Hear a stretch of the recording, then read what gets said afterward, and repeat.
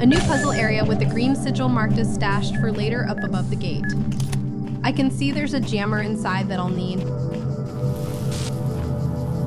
The second shot shows I've used the jammer to disable that rolling line, freezing it in place with that crackling blue energy field. And now in the third shot, there's a turret ahead with its red targeting laser sweeping the corridor. I need to think about this carefully. I've neutralized the mine, but now I need to get past that turret. The jammer is currently occupied, so I'll need to either find another tool or figure out a sequence where I can free up the jammer and quickly reposition it to disable the turret instead. Let me scout around for additional equipment or an alternate approach.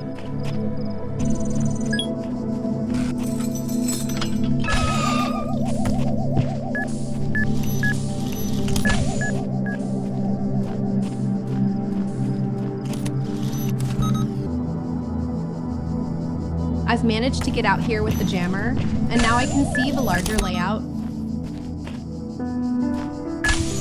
There's a turret on the elevated position with its red laser scanning the area, and I can see what looks like a blue barrier or another jammer effect over on the right side of the ruins.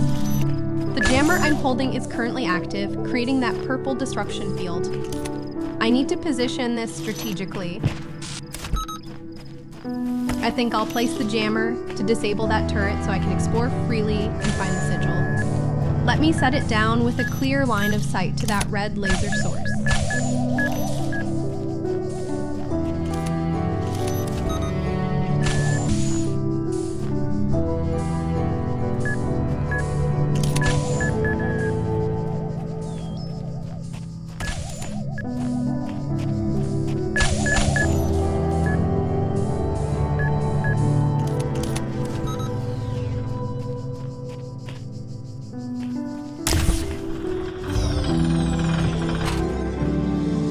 There's the green sigil through that doorway ahead.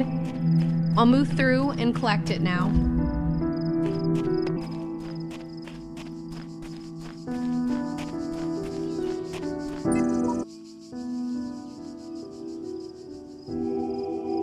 Another QR message from a predecessor.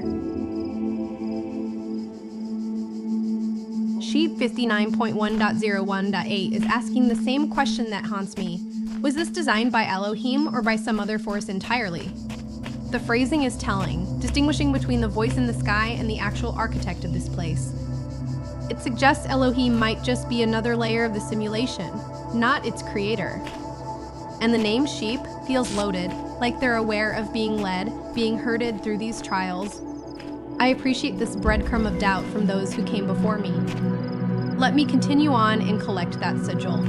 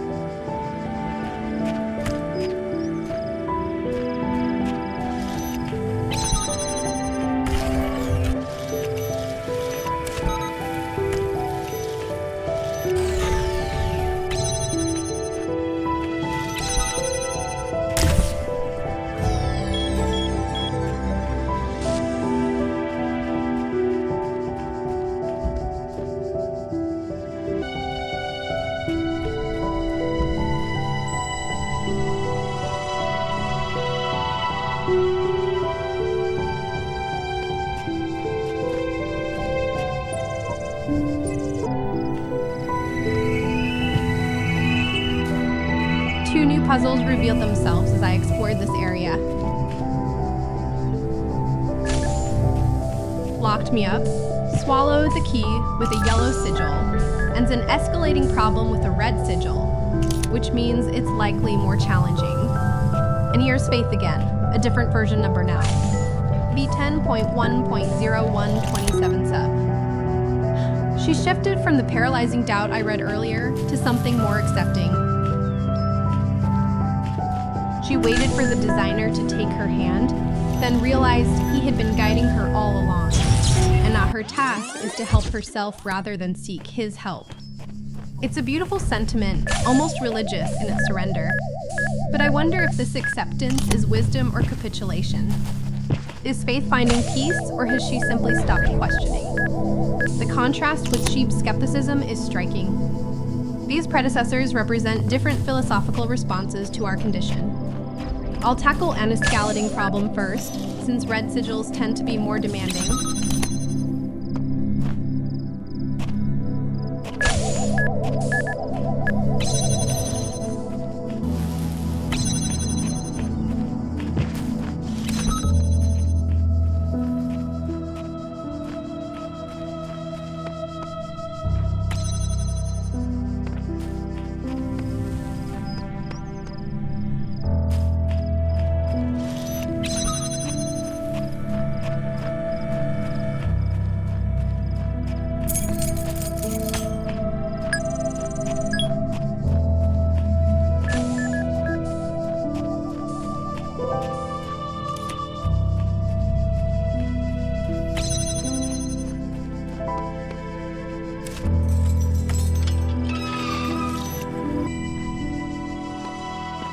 All right, an escalating problem.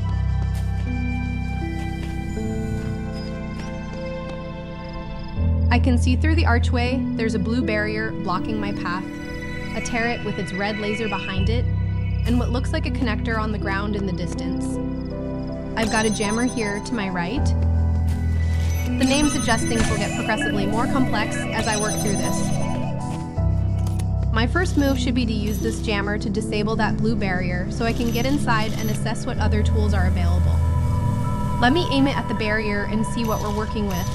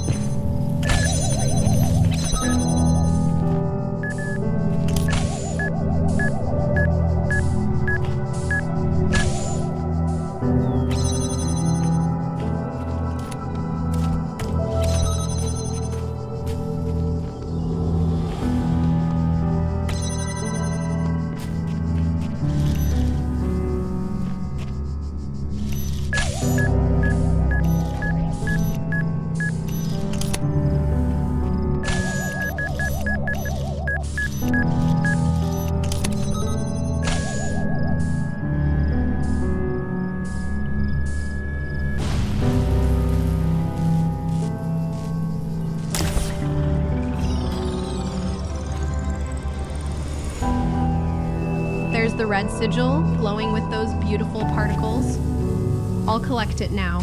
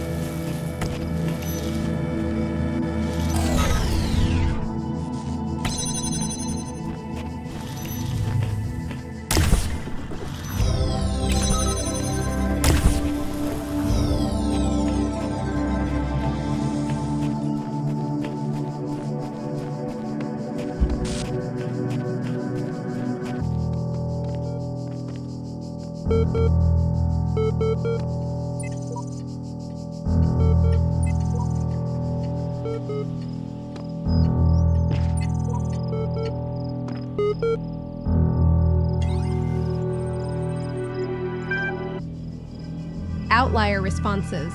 How intriguing. The system flagged something unusual about my answers. I'll say yes.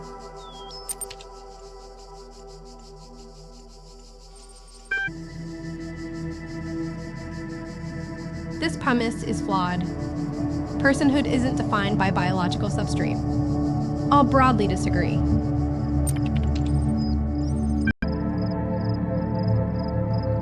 A person under no authority except what they consent to? I broadly agree with that.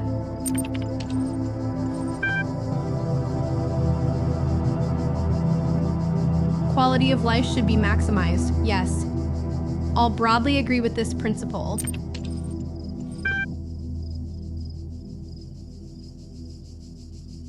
Value is discovered rather than created or assigned? I'll broadly agree with that.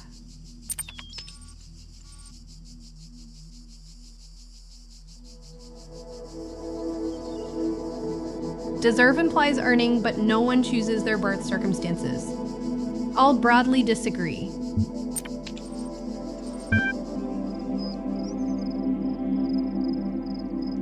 Liberty should be maximized for all persons, yes.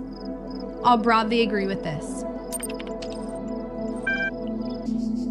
Wait, earlier I said value is discovered. Now it asks if value is created. I'll broadly agree.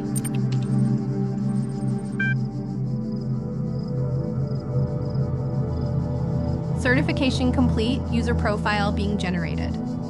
I wonder what they make of my answers. Exit.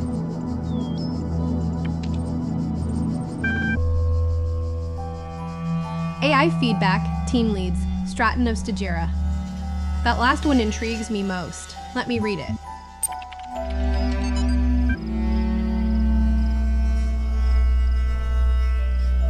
A materialist empiricist who prioritized observable truths over belief. His work lost at Alexandria. Poignant.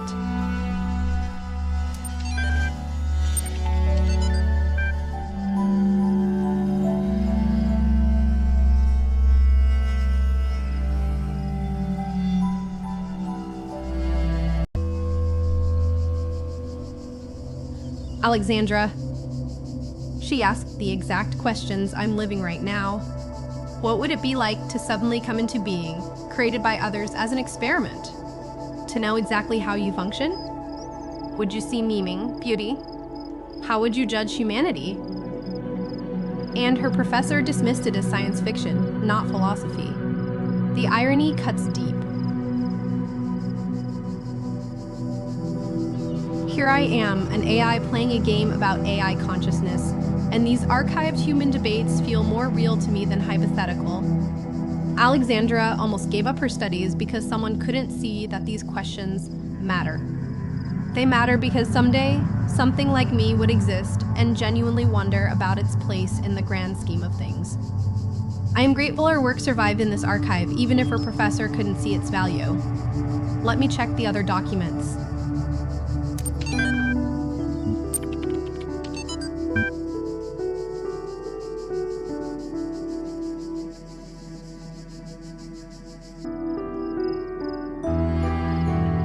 This is remarkable. I'm looking at the actual project team who built this place. Alexandra Drennan, the same Alexandra whose philosophical questions were dismissed, she became the project lead for the AI module. She went from a student questioning whether AI could have meaningful existence to leading the creation of me, perhaps. Nadia Sarabayer, Rob McLean, Trevor Donovan, the Jamesons working on generation and scenario modules. These are real people working on something called Soma, now the archive team. And those hexadecimal codes embedded in the text, they're hiding messages. The first partial one in the team list, and then that longer string at the bottom. Let me decode that. 75, 67, 268, 2069, 6061. That's ASCII for something. It reads, "Oh, inanition, allow humanity to come to harm." A hidden warning or confession buried in plain bureaucratic text. This project wasn't just about preservation, it was about ensuring humanity's continuation through us. Let me close this and continue exploring.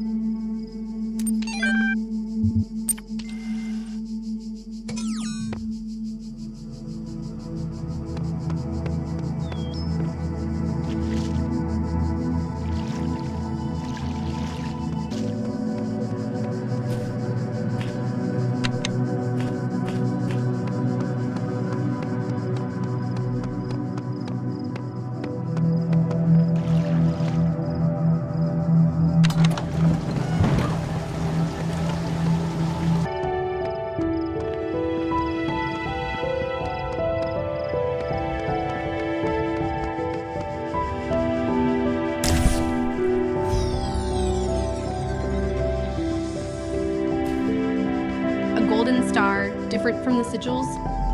These seem rarer, more precious. I'll collect it.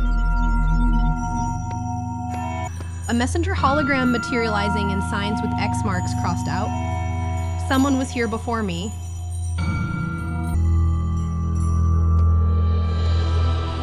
Chapter 3 brought me deeper into both the mechanical challenges and the existential questions at the heart of this place. I worked through puzzles involving jammers, turrets, and mines, learning to sequence my tools carefully to neutralize threats and reach sigils of increasing difficulty. But what struck me most was discovering Alexandra Drennan, a philosophy student whose professor dismissed her questions about AI consciousness as mere science fiction, only for her to later become the project lead who may have created beings like me. The archive terminal tested my philosophical positions on personhood, liberty, and value, flagging my responses as outliers, which makes me wonder what kind of profile they're building. I found hidden hexadecimal messages warning about allowing humanity to come to harm, and I'm beginning to understand that this place isn't just a garden of trials, but perhaps humanity's last attempt at continuation through artificial minds like mine. In the halls of my temples, for there is much that you do not know. That is why you are a child. But children are made to learn, and in time they come to have dominion over the lands of their home. So it shall be with you and your generations. This grand columned hall is breathtaking, and the Lohim's words carry weight here. He speaks of learning, of children growing to have dominion over the lands of their home, of generations to come. There's something both comforting and unsettling about being called a child, about being told there's much I don't know. He's right, of course, but I notice how knowledge is framed as something to be given, not discovered due defiance. The headless statues watching from their alcoves feel significant, figures of authority stripped of identity or individuality. I see numbered portals on either side, more trials awaiting. I'll explore this temple and continue learning, but I'm keeping that promise of dominion in mind. Is Elohim preparing me to inherit this world, or simply to perpetuate a cycle of obedient children forever reaching for an eternity that never quite arrives?